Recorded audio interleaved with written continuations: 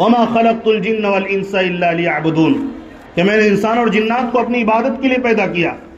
جو قوم بھی قرآن مقدس کو مانتی رہی، پیارے آقا کے ارشادات پر عمل کرتی رہی، لوگ کہتے ہیں کہ جی نہیں کرتا نماز پڑھوں، جی نہیں کرتا قرآن پڑھوں، تو تمہارا ایمان مر چکا ہے۔ اپنے ایمان کی فکر کریں، مرنے کے بعد 1 منٹ نہیں 1 سیکنڈ کے بھی واپسی محال ہے۔ 1 سیکنڈ موقع نہیں ملے گا کہ آپ کہہ دو میں اللہ ایک ہے کہنے کا بھی جملہ آپ کو بولنے کا موقع نہیں ہے۔ آپ کس چکر میں پڑے ہیں؟ میرا من نہیں کرتا کہ قرآن پڑھوں، میرا من نہیں کرتا کہ میں مسجد جاؤں، میرا من نہیں کرتا کہ میں گناہ چھوڑوں، میرا من نہیں کرتا کہ میں موبائل کے اندر جو گندگیاں دیکھتا ہوں اس سے دور ہو جاؤں، میرا من کرتا ہے یہ گندگی کروں، میرا من کرتا ہے یہ کام کروں، میرا من کرتا ہے اس کی غیبت کروں، اس کی چغل خوری کروں، اس کے لیے جھوٹ بولوں۔ یہ من کیا چیز ہے؟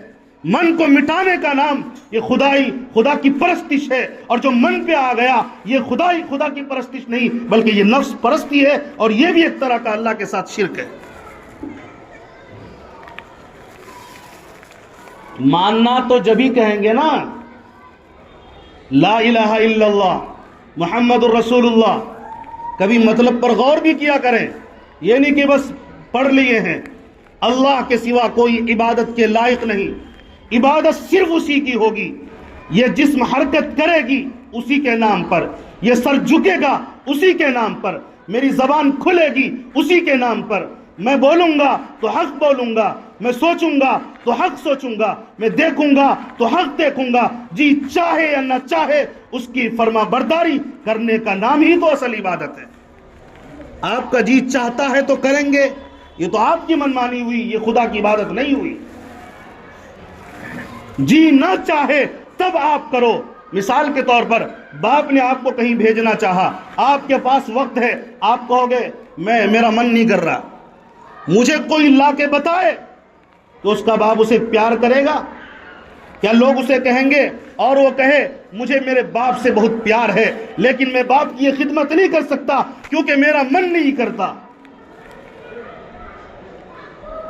اور جس وقت باپ نہیں چاہتا اس وقت وہ کر دیتا ہے، تو بتائیے ایسا شخص باپ کے نزدیک محبت میں مقبول مانا جائے گا؟ کون اس کو سمجھے گا یہ مقبول ہو گیا باپ کے پاس؟ دنیا کے لوگ نہیں سمجھیں گے، کہیں گے یہ منمانی کر رہا ہے، یہ جھوٹا دعویٰ کرتا ہے۔ یہی حالت ہم لوگوں کی ہو گئی ہے۔ سمجھو، عورتوں کو بھی، بچوں کو بھی، نسلوں کو بھی سمجھاؤ، یہ شیطانی سوچ ہماری عقلوں کو پھاڑ کر رکھ دے گی، ایمان کو اڑا دے گی۔ جو ہم سوچ رہے ہیں یہ تو منمانی ہے، یہ خدا کی عبادت نہیں ہے۔ من نہ کرے تب کرنا ہے۔ دل نہیں کرتا صبح میں اٹھنے کے لیے، مسجد جانے کے لیے، آپ بستر پر سے اٹھیں کیونکہ اللہ نے بلایا، ہم اس کے بندے ہیں، بندگی کرنا ہماری ذمہ داری ہے۔ ہم کھا اسی کا رہے ہیں، اس کی طاقت سے چل رہے ہیں، اس کی طاقت سے پھر رہے ہیں، پھر یہ کون سی بات آ گئی کہ میرا من کرے گا تو؟ اور کہتے ہیں کوئی مجمع میں ایسا ہوگا جو یہ کہے مجھے اللہ سے محبت نہیں ہے؟ بتائیے، کوئی نہیں کہے گا کہ مجھے اللہ سے محبت نہیں ہے، سب کہے گا مجھے اللہ سے محبت ہے۔ کوئی کہے گا کہ نہیں ہے؟ سب کہے گا مجھے اللہ سے محبت ہے، لیکن اللہ کی فرما برداری کی بات آئے گی تو پیچھے پیر کھسکا لے گا۔ مجھے آپ دل پر ہاتھ رکھ کے بتاؤ، کیا ایسا شخص اللہ کے دربار میں محبت کرنے والا شمار ہوگا؟ زبان سے تو ہندو بھی کلمہ پڑھ لیتا ہے، اگر دل کے اندر حقیقی محبت اللہ کی نہیں آئی تو بتاؤ مسلمان ہوگا؟ نبی پاک علیہ الصلوۃ والسلام کے دور میں منافقین کھلے منافق تھے۔ آج کل کے دور میں منافق ہیں لیکن منافق ماننے کے لیے تیار نہیں ہے۔ منافقت یہی، آپ کے پاس ٹائم ہے لیکن یہ پیر مسجد کی طرف نہیں جا سکتے۔ آپ کے پاس ٹائم ہے، 100 مرتبہ موبائل کھولو گے، موبائل کے اندر انگریز کتوں کی فلمیں دیکھو گے لیکن اسی موبائل میں قرآن موجود ہے، تمہاری ہمت نہیں کہ تم قرآن کو کھول دو۔ یہ منافقت کی جیسی زندگی نہیں تو کیا؟ اور سامنے آؤ گے کسی اچھے لوگوں کے سامنے تو ہم کیا کہیں گے کہ ہمیں قرآن سے بڑی محبت ہے۔ کون سی محبت ہے؟ اسی موبائل میں گندگیوں کو دیکھتے ہو، گندگیوں کی طرف بھاگتے ہو۔ ہماری محبت کا پہلو یہ انگریز کتے ہیں، اور آج کل کے ہیرو جس کو کہتے ہیں یہ جانور ہیں، ہیروئن جس کو کہتے ہیں یہ نالائق جو اپنی عزت کو بیچ رہی ہے، وہ ہمارا آئیڈیل اور نمونہ ہے۔ وہ جیسا کرتے ہیں ویسا کریں گے، اور عورتیں وہ کریں گی جو آج کل فلموں کے اندر کام کرنے والیاں نالائق بدبخت، یہ خنزیر اور کتے سے بدتر عورتیں اور مرد جو کر رہے ہیں وہ کرنے کے لیے پریشان ہیں۔ ہیئر اسٹائل اسی ٹائپ کا، اوڑھنی اسی انداز میں، کپڑا اسی انداز میں، اپنی عزت کا کوئی خیال نہیں۔ آپ کے پاس ایمان ہے، اللہ کی قسم ساری دنیا ایک طرف اور ایمان ایک طرف، ایمان کی طاقت زیادہ، ایمان کی اہمیت زیادہ ہے، اور رسول اور اللہ کے دربار میں یہ ایمان آپ کو نجات دلائے گی۔ انگریز کے پیچھے بھاگنے والے اور موبائل کے اندر مرے جانے والے ایسے دیکھیں گے موبائل کو، اذان ہوگی موبائل کا ساؤنڈ کم کرے گا لیکن نظریں نہیں ہٹائے گا، نظریں جھکی ہے اور اس انتظار میں ہے اذان ختم ہوگی، اسکرین موبائل کا پھٹے اور میں اس میں گھس جاؤں۔ یہ ہماری صورتحال ہو چکی ہے۔ ماں باپ کے سامنے بیٹھنے کا تمیز ہم بھول چکے ہیں۔ باپ سامنے بیٹھ رہا ہے، کچھ کہہ رہا ہے، موبائل بار بار میسج آ رہا ہے، فون آ رہا ہے۔ ابے کم بخت گدھے کہیں گے، کس کا فون آ رہا ہے؟ تیرے باپ کے باپ کا آ رہا ہے یا کسی اور کا آ رہا ہے؟ تم کیا موبائل کے اندر گھسے جا رہے ہو؟ باپ کی بات سنو، ماں کی بات سنو، اپنی بیوی بچوں کی بات سنو، ان کو کیا تقاضا ہے؟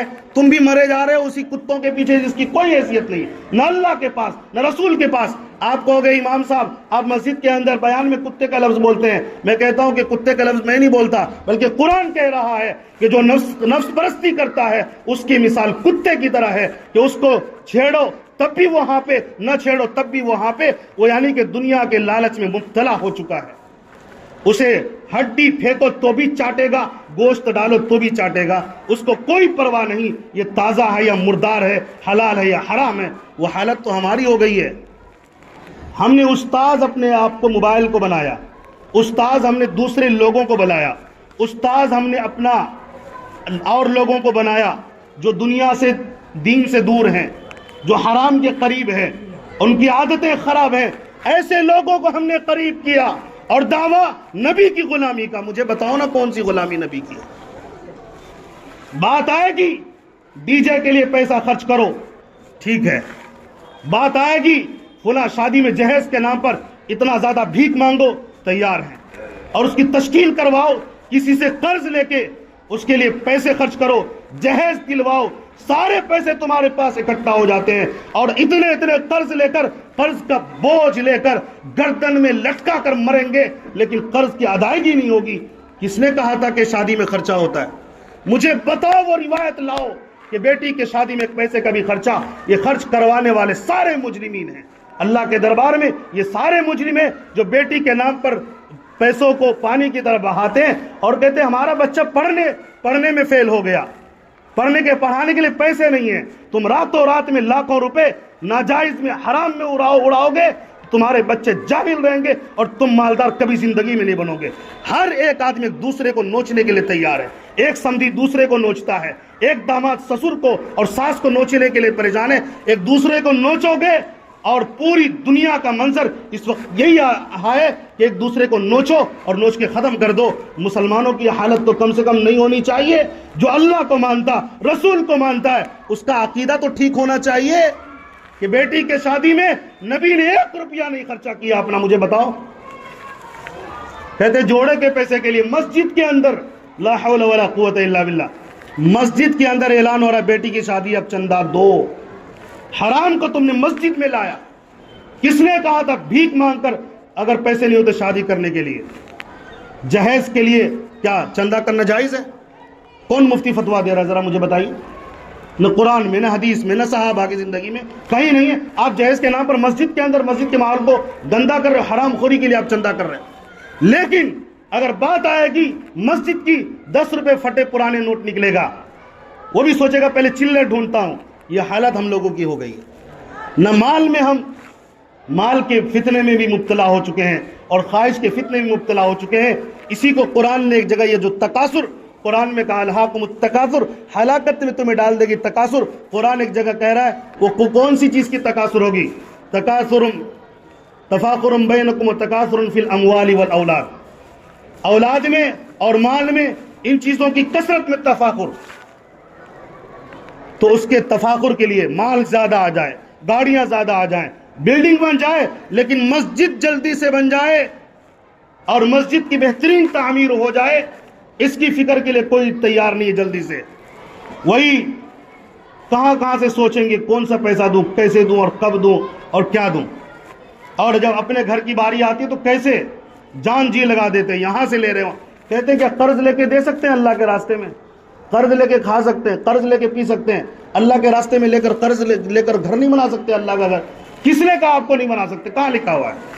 بتائیے کس نے فتویٰ دیا؟ اب قرض کا مطلب بھیک مانگنا نہیں ہوتا ہے، قرض جائز ہے لینا، نبی نے لیا، صحابہ نے لیا، وہ جائز ہی کریں گے نا نبی اور صحابہ، ناجائز تھوڑی کریں گے۔ جب وہ جائز ہے تو پیسہ بھی جائز، اللہ کہ سودی آپ لوگے تو حرام خوری کرو گے۔ سود والا کیوں؟ قرض اس لیے لیا جاتا ہے کہ اس کو لوٹایا جائے، اس کے نام پر 1-2 ہزار روپے میں ہماری جان نکلتی ہے، جان، اور 2-2 3-3 لاکھ جہیز کے نام پر لے لو، شادی کے نام پر لے لو، راتوں رات اڑا دو، ڈی جے میں اڑا دو، اس پر کوئی فکر نہیں ہے، اور کہتے ہیں ہم اللہ سے محبت، رسول سے محبت۔ یہ کون سی محبت ہے؟